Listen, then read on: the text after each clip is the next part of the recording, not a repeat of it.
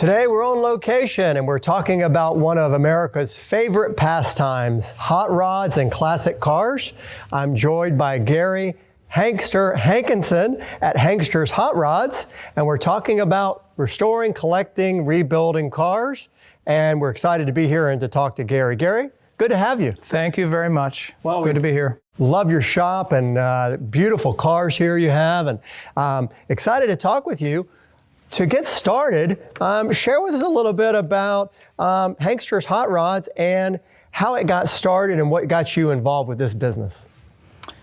It started as early as my mother buying me models and magazines, Hot Rod magazine and models. That's truly where it all got started. So you learned how to put them together. Yeah, essentially, yeah. To do it on a small scale. And then that interest that was it. I was hooked. And then chose to do that as a career. And then in '86, I opened up my body shop, and that was where it all started. Well, you've grown quite a bit over the years. Anything in particular that really accelerated and caused this to become really a passion for you? Just the hot rod portion of it, modifying a vehicle, taking something that the factory should have done and making that happen in our shop. That's really what it... Well, and when people look at a vehicle, especially something that is more of a classic car, depending on the era that car was built in, there could be, a car that's got plenty of muscle, so to speak, but then some that need some upgrades. And so you guys work on that as well. Yeah, absolutely. Yeah, the factory gave you a good platform to work from. And that's really the roots of hot rodding. Take something that's already got a good start, modify it, make it go faster, make it sound good, and then look good.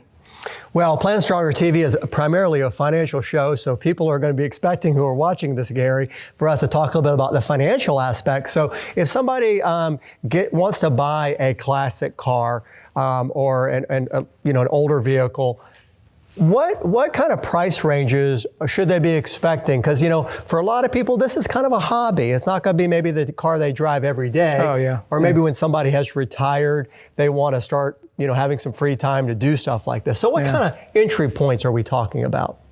It's changed a lot over the years. But, you're 40 to 50,000 today to get into a 60s muscle car.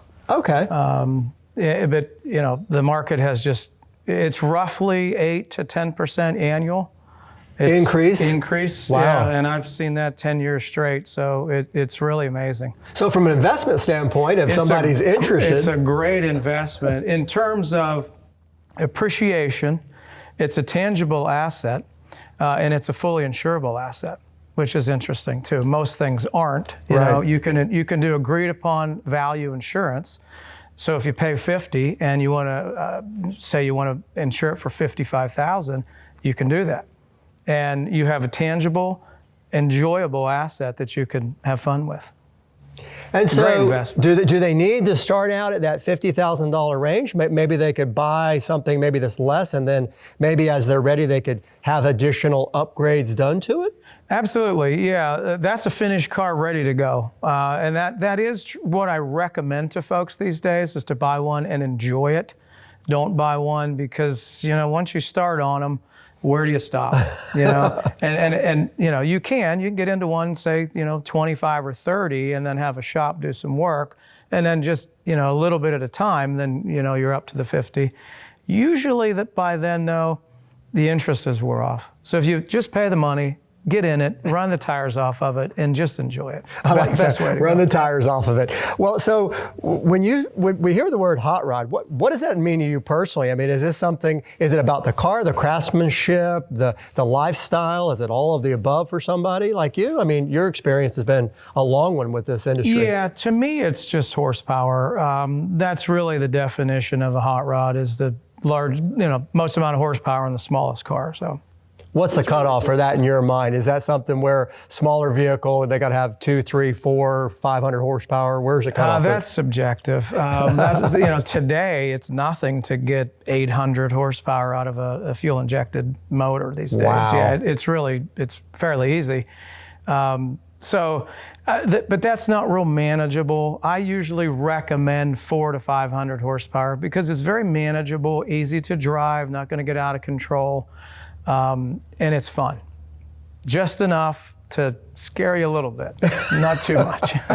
Scare me a little bit. Well, as you've seen this industry evolve over the years, what's been some of the biggest changes? You mentioned the horsepower being something that's easier, but in terms of the classic car and the hot rod community, what are some of the biggest changes you've seen that may be of interest to people?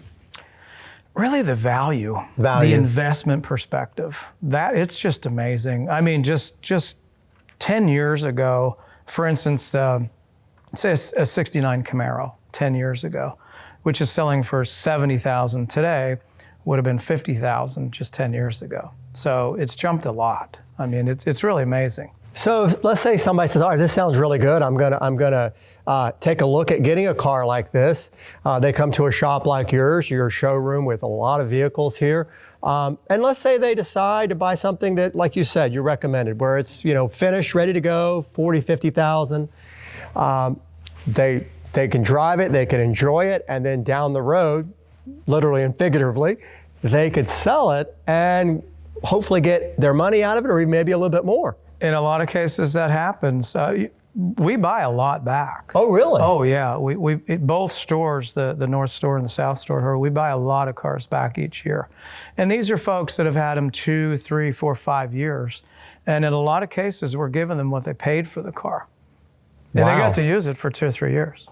That's really great. And so do you also help them maintain the vehicles? Well, that's important. That's one of the biggest drivers is condition. If the condition drops and tires are bald, paint's dull, well, that's a different story. We then need to recondition that car, bring it back up to the standard.